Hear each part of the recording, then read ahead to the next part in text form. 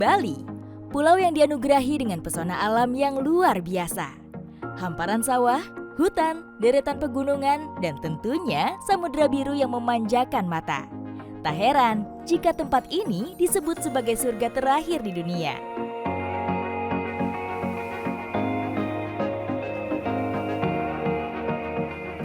Pulau Dewata selalu punya cara untuk menyapa pengunjung dengan sapaan hangat.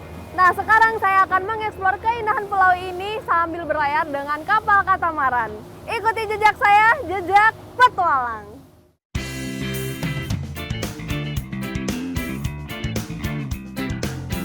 Bagi saya, perjalanan menuju Pulau Lembongan menggunakan kapal katamaran tidak hanya tentang mencapai tujuan, tetapi menikmati kenyamanan dan keindahan sepanjang perjalanan. Dengan desain yang luas dan terbuka, kapal katamaran menyediakan ruang yang nyaman bagi penumpang. Saya bisa menikmati pemandangan alam dan merasakan hembusan angin laut yang menyejukkan. Hidangan yang disuguhkan pun menjadi cerita menarik bagi saya dan penumpang lain. Jadi ini salah satu kegiatan buat prepare lunch makan siang. Ini kita bikin buffet dan dibalik maksudnya.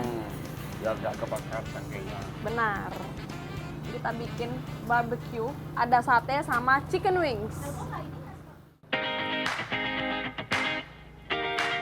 Para koki dipilih dengan selektif untuk memastikan kualitas hidangan yang disajikan. Mereka mampu menghadirkan kreasi kuliner terbaik menggunakan bahan berkualitas tinggi untuk memanjakan lidah para pengunjung. Ini kita lagi bikin main course nih. Terus ada appetizer sama juga di sini ada dessertnya.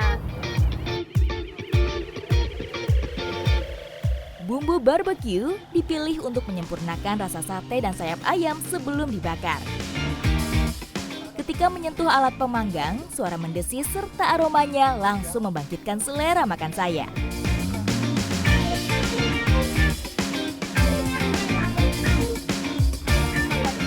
Ini makanannya udah menggiurkan sekali nih. Kita langsung coba. Bagi saya, masakan chef senior tidak perlu diragukan lagi. Daging yang lembut dengan sensasi gurih manis berpadu selaras. Ditambah aroma smoky dari kulit ayam yang agak gosong, tentunya semakin menambah cita rasa.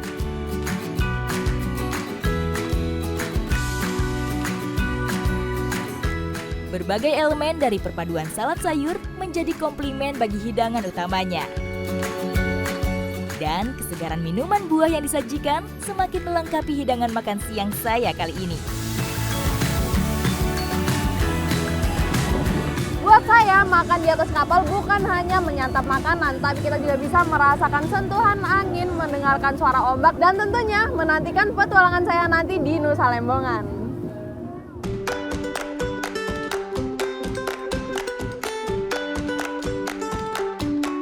Perjalanan saya menggunakan kapal katamaran kali ini bukan tanpa alasan.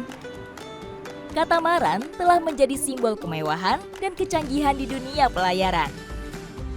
Dengan desain ganda lambungnya yang unik, kapal ini menawarkan kombinasi sempurna antara kecepatan, stabilitas, dan kenyamanan.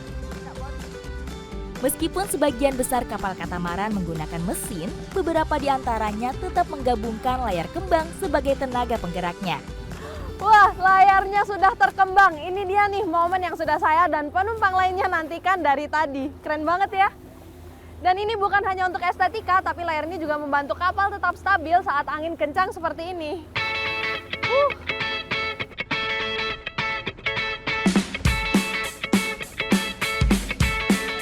Saat layar kapal terkembang, kibarannya menangkap angin laut dengan gemulai, mendorong kapal bergerak maju dengan keanggunan dan kecepatan yang memukau.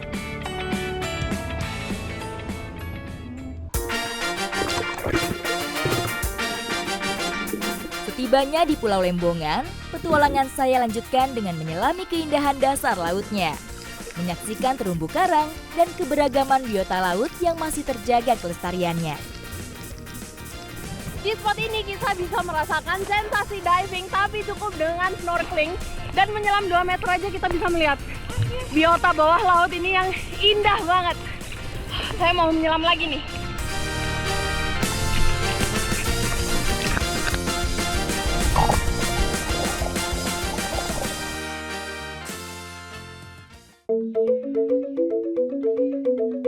Di antara lanskap alam negeri para dewa yang memikat, tersembunyi sebuah harta karun budaya yang tak ternilai harganya.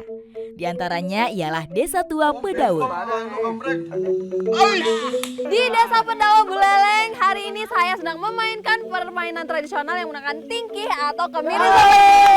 Nah, yang sedang dimainkan sekarang namanya mecet, dan masih ada permainan lainnya yang menggunakan rempah yang satu ini.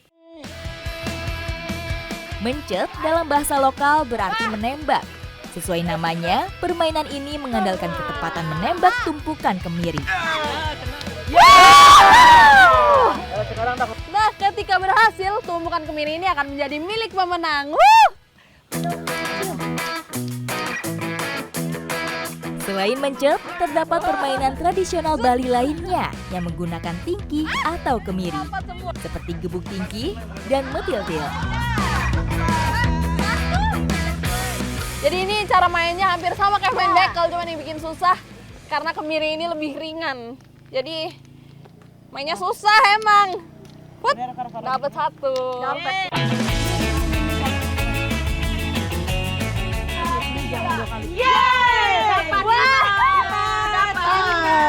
Setelah dibuat main, biasanya kemiri ini nggak langsung dibuang, tapi sama masyarakat sekitar akan dijadikan bumbu dapur.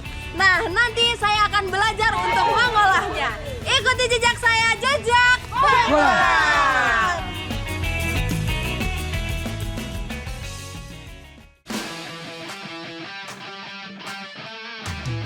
Untuk mengolah masakan tradisional Pedawe ini, selain kemiri, bahan utama yang dibutuhkan ialah durian mentah.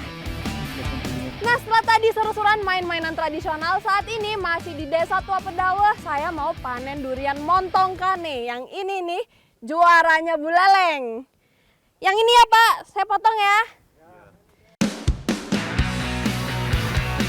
Di Pulau Bali, montong kane menjadi salah satu varietas durian paling terkenal. Tidak hanya memiliki rasa yang lezat, tetapi juga memiliki nilai ekonomi yang tinggi bagi komunitas lokal. Sebagai penggemar durian, lihat durian yang segede-gede kepala saya ini bikin saya excited banget. Kondisi tanah dan iklimnya yang khas menciptakan lingkungan yang ideal untuk pertumbuhan durian montong kane.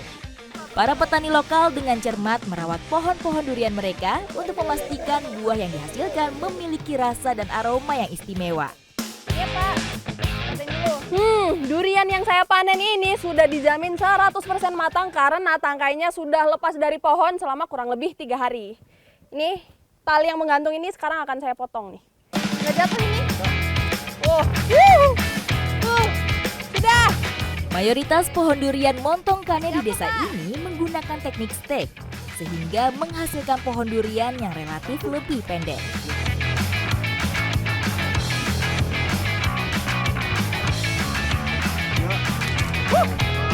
Nah, di kebun ini khusus untuk durian montong kane, itu cara panennya emang dikerek pakai keranjang seperti ini supaya kulitnya tidak rusak ya Pak. Karena kalau kulitnya nanti rusak bisa berpengaruh ke harga. Jadi ini kita menjaga kualitas tetap bagus ya. Oke, pelan-pelan ya Pak. Tidak hanya memenuhi kebutuhan lokal, durian berkualitas tinggi ini dikirim hingga lintas pulau. Untuk itu, panen biasanya dilakukan ketika kematangannya mencapai 80-90% demi menjaga kualitas buah sebelum sampai di tangan penikmatnya. Dan nggak cuma montong kane aja, tapi di sini juga banyak jenis yang lainnya. Ini kita, itu tadi suara yang jatuh ya? Iya, ada yang jatuh tuh. Saya penasaran nih, saya mau cek dulu ya Pak. Oke. Pak, ada durian jatuh ya? Wah, mau lihat dong, boleh ya? Ada lagi nggak yang jatuh? Nih, nah ini bisa dilihat ada pohon. Ini termasuk salah satu pohon durian paling tua yang ada di sini, usianya 300 tahun. Dan ini benar-benar besar dan tinggi banget pohonnya. Makanya agak was-was nih kalau di bawah pohon kayak gini. Bawaannya pengen kabur. Tapi tadi karena dengar satu ada yang jatuh, Saya mau nyari dulu nih. Ini ada nih. Ada nih. Dari setiap pohon durian ini bisa menghasilkan ratusan buah durian lokal kebanggaan desa kuno Pedawe. Nah, ini bisa dilihat meskipun ukurannya kecil, tapi ini udah dijamin matang karena ini jatuhan dari pohon. Nah, ini bentuknya juga kecil karena ini durian lokal asli dari Bali. Berbeda dengan jenis durian montong kane yang berpohon rendah, terdapat durian lokal yang menjadi warisan turun-temurun khas desa Pedawe, yaitu jenis durian dengan pohon yang menjulang tinggi sehingga menghasilkan durian jatuhan yang dapat dipastikan kematangannya. Nah, karena ini lagi musim hujan juga, jadi lebih banyak juga buah yang berjatuhan. Karena mungkin tangkainya kena air ya, jadi lebih mudah untuk jatuh.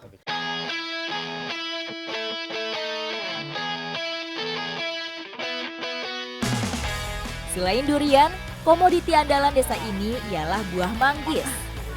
Nah, buah manggis yang saya petik ini adalah kualitas ekspor. Jadi yang warnanya udah mulai kemerahan dan mahkotanya berwarna hijau. Kalau kayak gini udah pasti lolos nih. Pak, tangkep ya. Waktu panen buah manggis bisa bervariasi, tergantung pada beberapa faktor, termasuk musim, cuaca, dan varietas manggis yang ditanam. Secara umum, buah manggis biasanya dapat dipanen sekitar 80 hingga 90 hari setelah bunga mekar. Nah, justru yang warnanya gelap seperti ini tuh biasanya emang udah lewat dari masa panen. Tapi semakin gelap warnanya, semakin manis isinya. Coba kita buktikan. Wow! Pak, saya buka satu ya. Ini isinya. Cantik banget warnanya.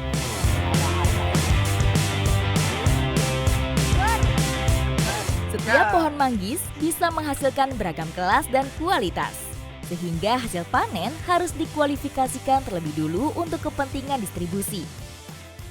Ini ada yang contoh buah manggis yang paling super nih, super 1. Ini mahkotanya warna hijau, kulitnya mulus dan nggak terlalu keras kalau dipencet. Ini balkon ya, ada balkon, cherry, ada super 2 dan banyak macam-macam. Tapi yang bikin istimewa di sini, rata-rata hasil panennya itu kualitas super semua.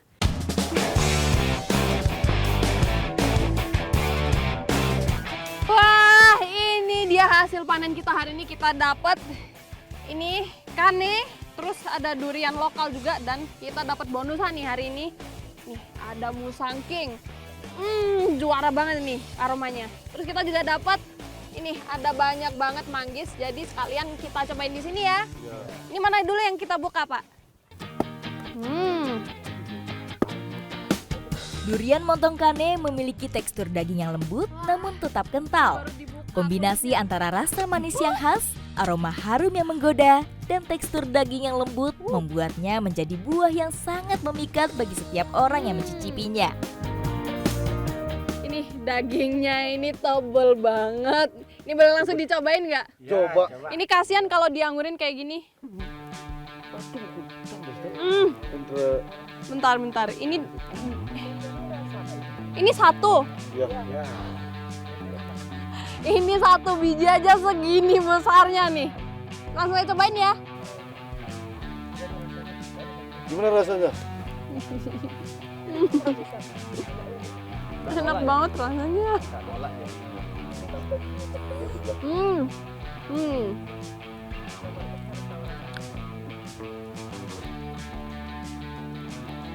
Makan dulu boleh ya, ngomongnya ntar ya.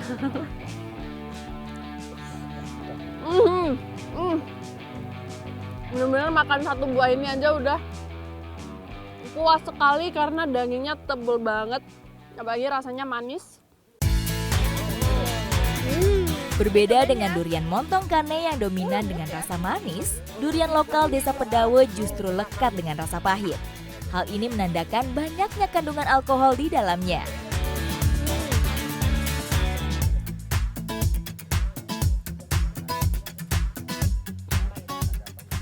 Ternyata yang lokal ini rasanya justru lebih dominan pahitnya. Tapi secara ini dagingnya itu lebih lembut kalau dimakan. Enak. Kalau durian yang satu satu ini favorit saya, Musang King. Memang selalu jadi idola bagi para penikmat durian. Nih baru nih, Musang King. Ini dari segi aroma sama warna aja udah beda dari dua lainnya yang tadi nih.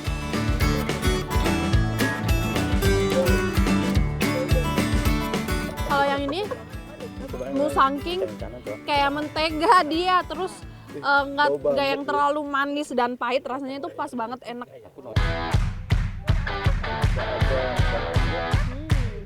Tapi ini juga bijinya itu tipis banget, jadi makannya puas ya, karena dagingnya tebel langsung.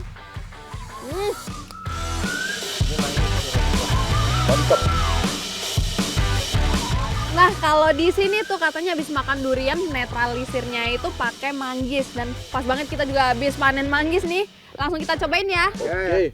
Mantep. Ini justru rasa asamnya dari manggis nih yang bikin kita nggak enek waktu makan durian yang banyak banget. Nah hari ini kita udah panen dan menikmati nikmatnya raja dan ratunya buah. Tapi nggak cuma itu aja, karena setelah ini saya mau mengolah kedua buah ini menjadi olahan khas Bedawel. Ikuti jejak saya, jejak Batuang!